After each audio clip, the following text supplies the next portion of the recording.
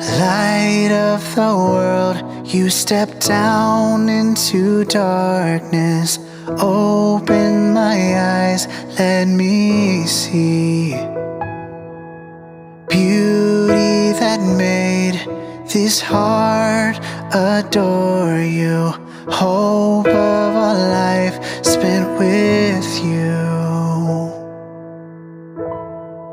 So here I am to worship, here I am to bow down, here I am to say that you're my God.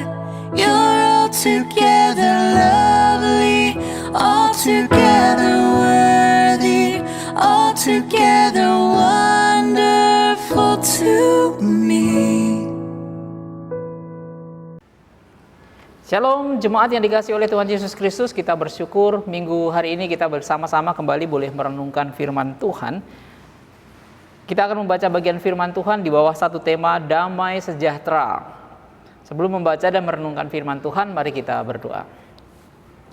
Ya Tuhan, kami berterima kasih minggu hari ini kami boleh bersama-sama kembali merenungkan firman Tuhan. Kami memohon supaya Tuhan akan menolong kami ketika kami membaca, mendengar firman Tuhan. Kami boleh memahami isi hati Tuhan, secara khusus mengenai buah roh yang seharusnya kami hasilkan dalam kehidupan kami. Damai sejahtera. Tuhan tolong kami untuk memahaminya. Tuhan tolong kami untuk mempraktekannya dalam kehidupan kami tiap-tiap hari. Sebab itu berfirmanlah kepada kami ya Tuhan, kami anak-anak-Mu siap mendengarkannya. Di dalam nama Tuhan kami Yesus Kristus kami berdoa. Amin.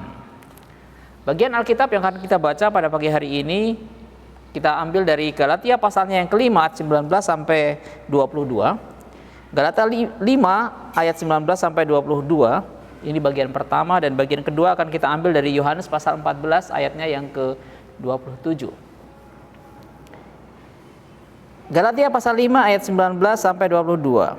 Perbuatan daging telah nyata, yaitu percabulan, kecemaran, hawa nafsu, penyembahan berhala, sihir, perseteruan, perselisihan, iri hati, amarah, kepentingan diri sendiri, percideraan, roh pemecah, kedengkian, kemabukan, pesta pora, dan sebagainya.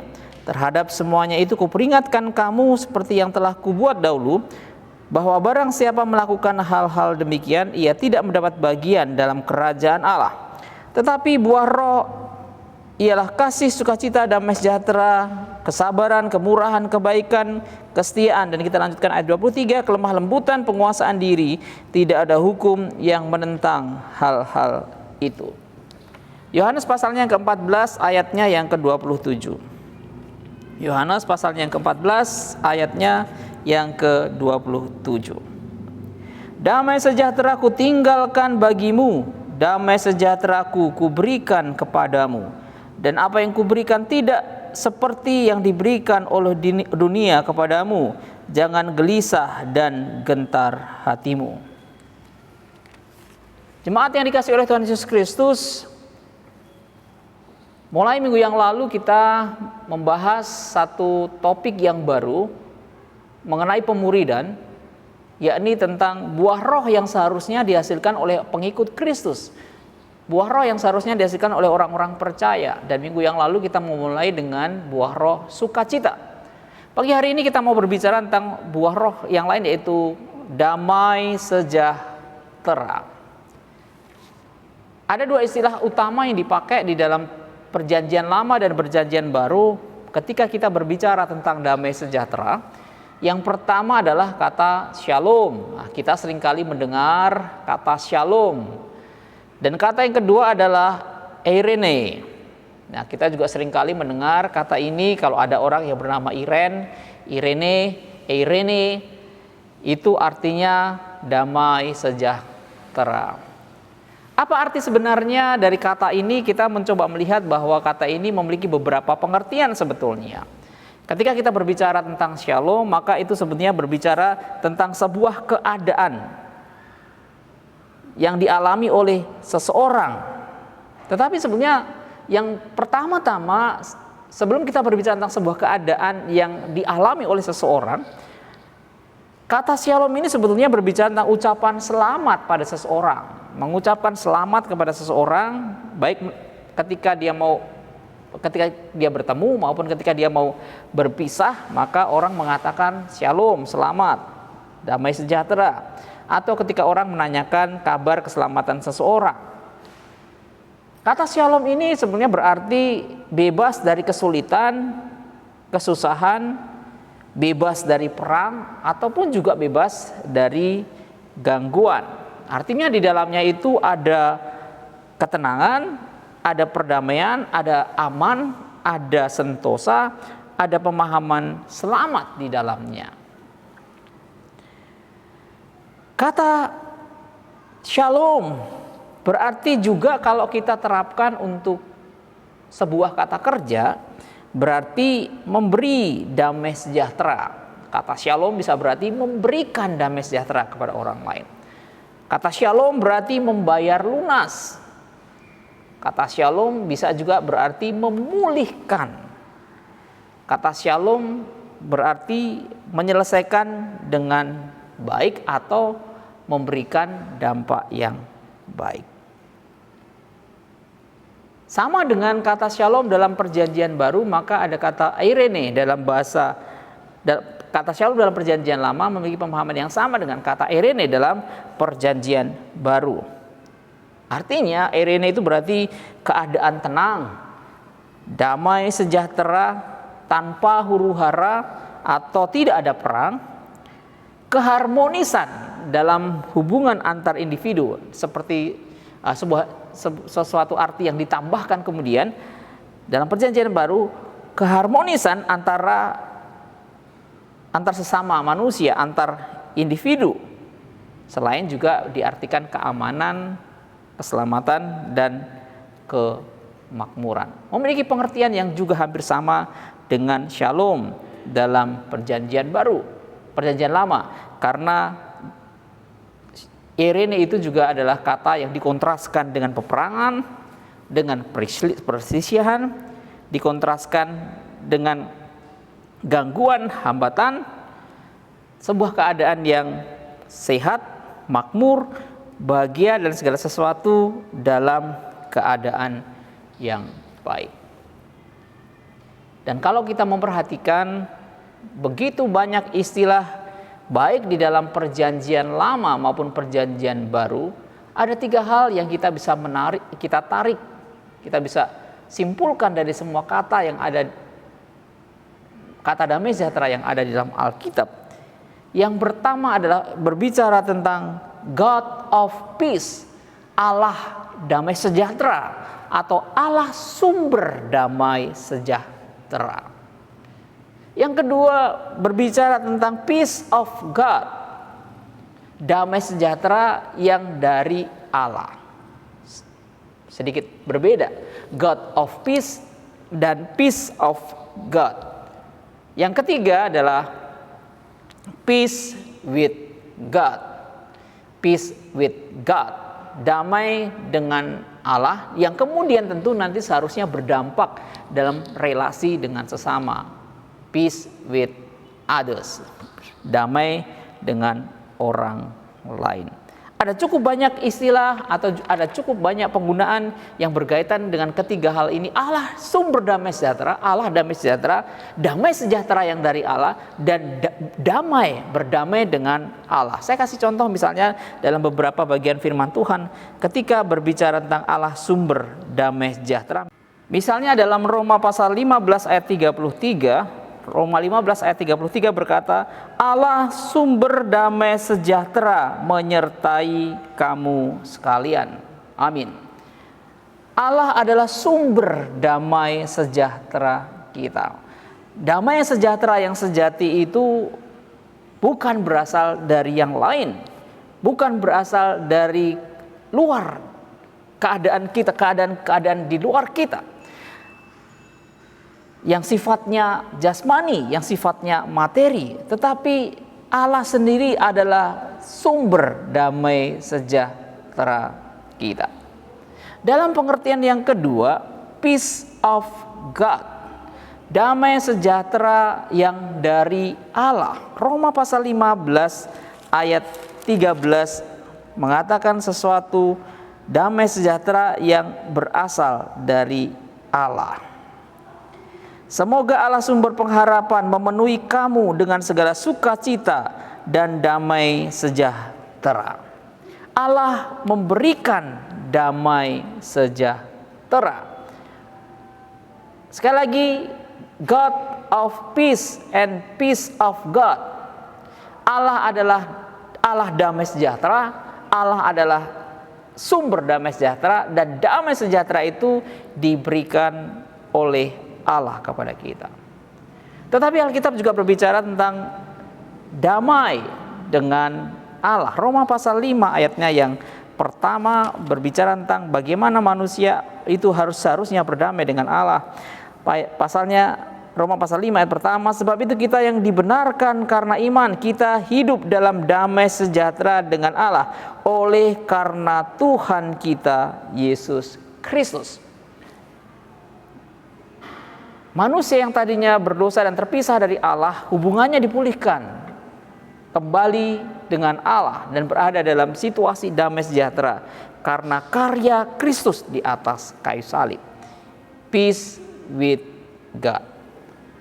Kalau pagi hari ini kita berbicara tentang damai sejahtera sebagai buah roh, maka Bapak Ibu yang dikasihi oleh Tuhan Yesus Kristus, semua diawali oleh karena ada karya keselamatan yang Kristus lakukan dalam kehidupan kita, yang kemudian menghasilkan damai sejahtera dalam kehidupan orang-orang percaya. Inilah awalnya. Kenapa Rasul Paulus berbicara tentang damai sejahtera sebagai buah roh? Dalam konteks pasalnya yang kelima yang kita baca, ayat ini berbicara tentang kehidupan menurut daging dan kehidupan menurut roh. Hidup di bawah pimpinan Roh Kudus dan hidup yang dikontraskan dengan hidup di bawah kendali kedagingan kita. Kita tidak dapat menghasilkan damai sejahtera dari diri kita sendiri, tetapi damai sejahtera itu dihasilkan karena karya Allah yang bekerja dalam kehidupan kita.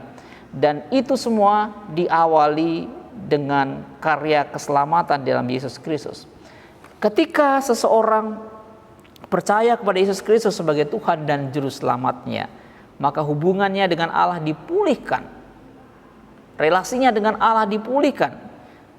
Semula di luar damai sejahtera, semula tidak ada damai sejahtera, semula tidak ada relasi yang baik dengan Allah karena dosa memisahkan manusia dengan Allah. Tetapi ketika seseorang percaya kepada Yesus Kristus dan bertobat, maka hubungannya dipulihkan dengan Allah dan damai sejahtera ada di antara manusia dengan Allah. Jemaat yang dikasihi oleh Tuhan Yesus Kristus, hari ini kita berbicara tentang buah roh, damai sejahtera. Allah lah sumber damai sejahtera kita. Allah lah yang memberikan damai sejahtera yang sejati dalam kehidupan kita. Kita berusaha mencari damai dengan pengertian-pengertian seperti tadi yang saya katakan, baik dari kata shalom maupun kata erene, dengan berbagai macam upaya-upaya kita. Kita berusaha mencari keadaan yang baik, yang menyenangkan, keadaan bahagia menurut ukuran kita.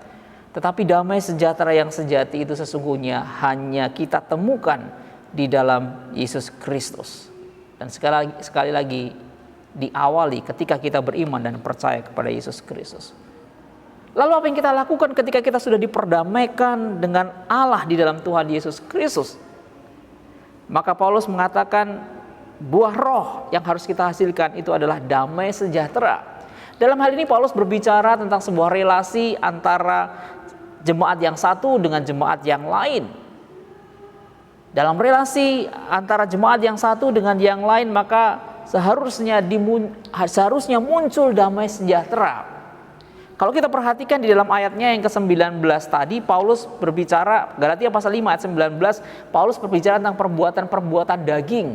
Dan kalau kita lihat dari daftar perbuatan-perbuatan daging yang disampaikan oleh Rasul Paulus kepada jemaat di Galatia, Paulus menyebut banyak hal yang berkaitan dengan persoalan relasi antara manusia yang satu dengan manusia yang lain. Dan Paulus menyebutkan cukup banyak hal, lebih banyak dari klasifikasi-klasifikasi dosa yang lain yang disebutkan oleh Rasul Paulus di dalam kitab Galatia. Betul, Paulus berbicara tentang dosa-dosa yang berkaitan dengan dosa-dosa seksual. Betul, Paulus juga berbicara tentang dosa-dosa yang berkaitan dengan kuasa-kuasa kegelapan. Tapi Paulus berbicara jauh lebih banyak tentang dosa-dosa yang berkaitan, kedagingan-kedagingan yang berkaitan dengan relasi antara sesama manusia. Mari kita perhatikan Galatia pasal 5 ayat 19 tadi. Paulus berbicara tentang perseteruan, perselisihan, iri hati, amarah, kepentingan diri sendiri, percederaan, roh pemecah, kedengkian. Jauh lebih banyak dari persoalan-persoalan yang lain yang terjadi di tengah-tengah jemaat. Artinya ada persoalan-persoalan di mana tidak ada hubungan damai sejahtera yang dari jemaat yang satu dengan jemaat yang lain. Paulus juga dalam bagian firman Tuhan yang lain kepada jemaat di Roma juga menasihatkan sesuatu yang sama.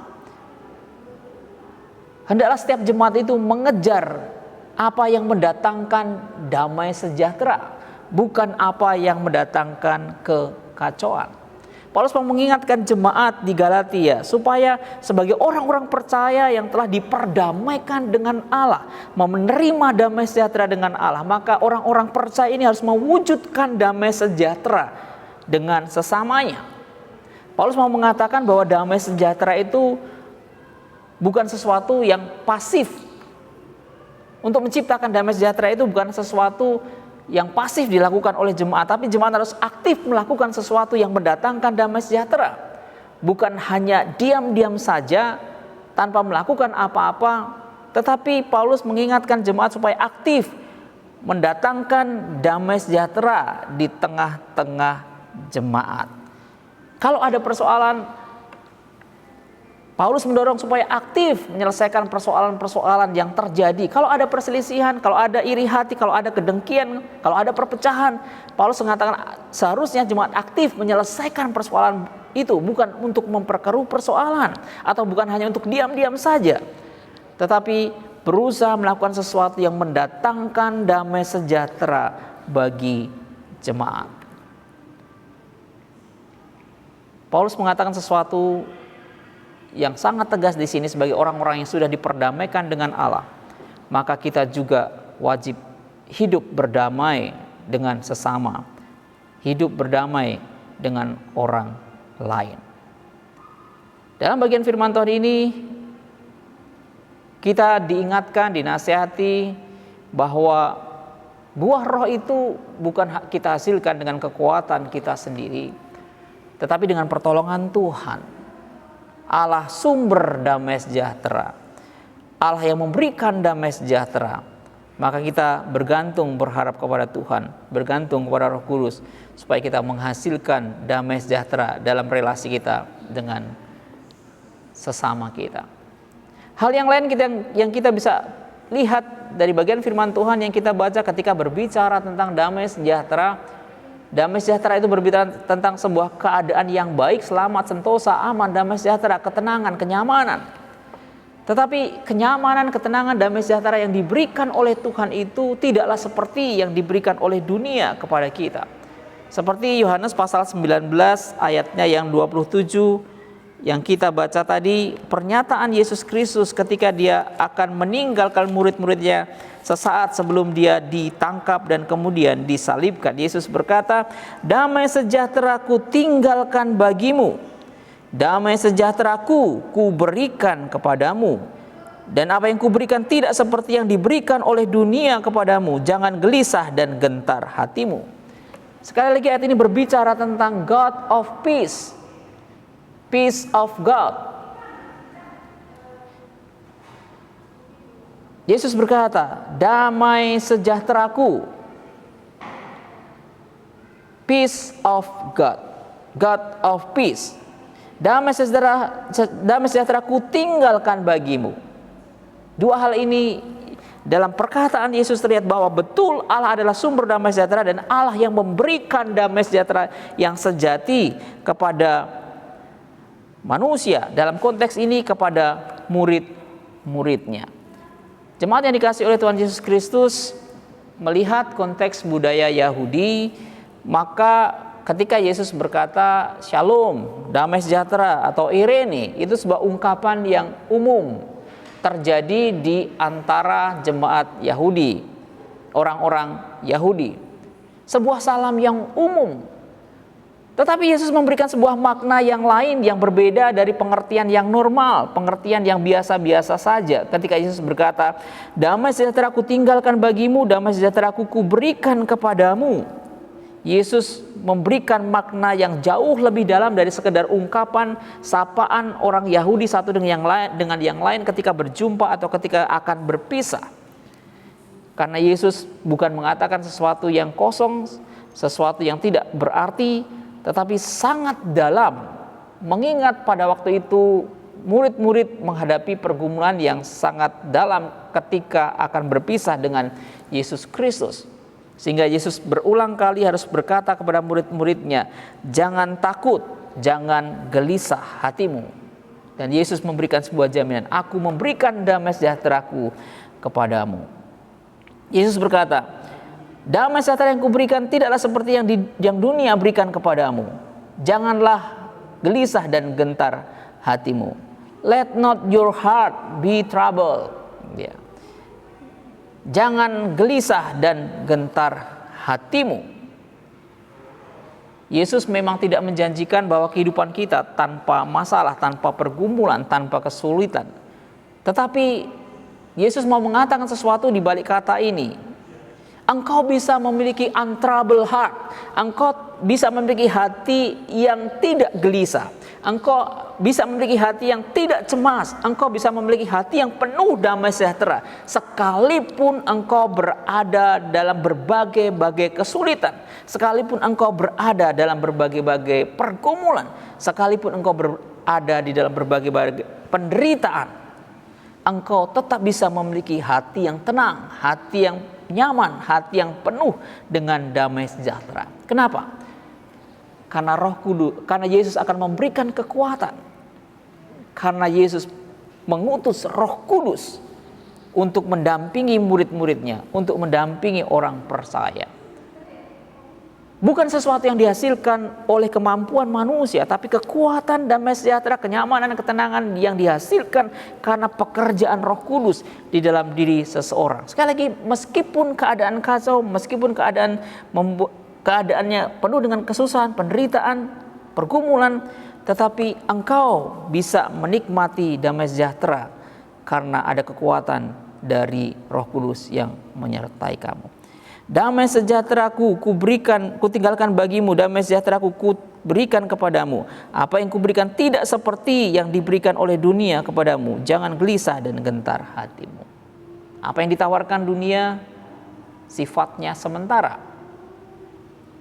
menyenangkan untuk sesaat, memberikan ketenangan, kenyamanan untuk sesaat. Tetapi yang diberikan oleh Tuhan sifatnya tetap karena bersumber dari Allah sendiri, bersumber dari karya Roh Kudus. Bapak Ibu, hari ini kita berbicara tentang God of Peace, Peace of God. Allah damai sejahtera, Allah sumber damai sejahtera, Allah yang memberikan damai sejahtera, dan peace with God, damai sejahtera dengan Allah. Dan ketika kita praktekkan dalam kehidupan kita tiap-tiap hari, maka kalau Allah itu yang memberikan damai sejahtera, kalau Allah yang telah memperdamaikan kita dengan dirinya sendiri, maka sudah sepatutnya lah kita juga mendatangkan damai sejahtera dalam relasi kita dengan sesama kita. Bukan hanya kita menikmati damai sejahtera secara pribadi, bukan hanya kita menikmati damai sejahtera dalam relasi kita dengan Allah, tetapi kita juga mendatangkan damai sejahtera dalam relasi dengan sesama kita. Inilah yang diinginkan Allah dari hidup kita. Inilah yang dinasihatkan oleh Rasul Paulus kepada jemaat di Galatia.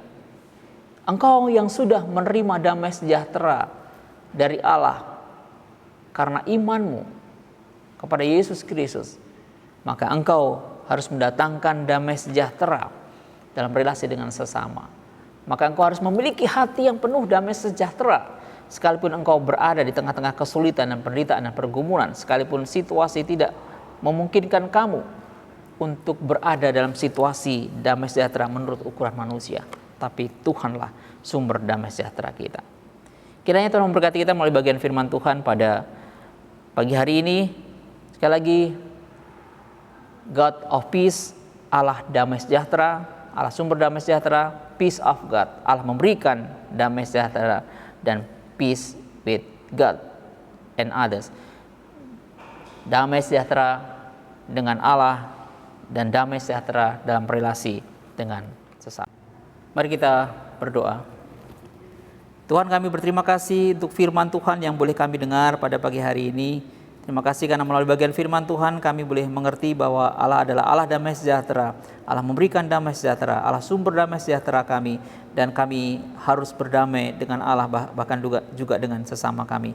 Tuhan, tolong kami sebagai orang-orang yang telah diperdamaikan dengan Allah melalui iman percaya kami kepada Yesus Kristus. Kami hidup berdamai dengan Allah dan juga kami hidup berdamai dengan sesama kami. Bahkan juga di tengah-tengah pergumulan, kesusahan, penderitaan kami juga boleh menikmati damai sejahtera karena relasi kami yang benar, yang karib dengan Tuhan, kebergantungan kami kepada Tuhan yang boleh kami nikmati, damai sejahtera kami boleh nikmati karena kami boleh bersekutu dengan karib dengan Tuhan. Terima kasih Tuhan Yesus Kristus. Tolong kami, berkati kami, mampukan kami untuk menerapkan firman Tuhan ini secara praktis, secara nyata dalam kehidupan kami. Di dalam nama Tuhan kami Yesus Kristus kami berdoa. Amin. When the music fades, all is stripped away, and I simply come home, Longing just to bring something that's of worth that will bless your heart. I'll bring you more than a song, for a song in itself is not what you have required. You search much deeper within, through the way things appear. You're looking into my heart. I'm coming back to the heart of worship, and it's all about you. It's all about you, Jesus. I'm sorry, Lord, for the thing I've made it. When it's all about you, it's all about you, I'll Jesus. never know how much it costs. When it's all about you, it's All about you, and I'll never know how much it costs to see my sin upon that cross. I'm coming back to the heart. Here I am to worship. Here I am to bow down. Here I am. I'm sorry, Lord, for the thing I've made it. when it's all about you, it's all about you. Altogether lovely, altogether worthy, altogether wonderful to me. And it's all about you, Jesus.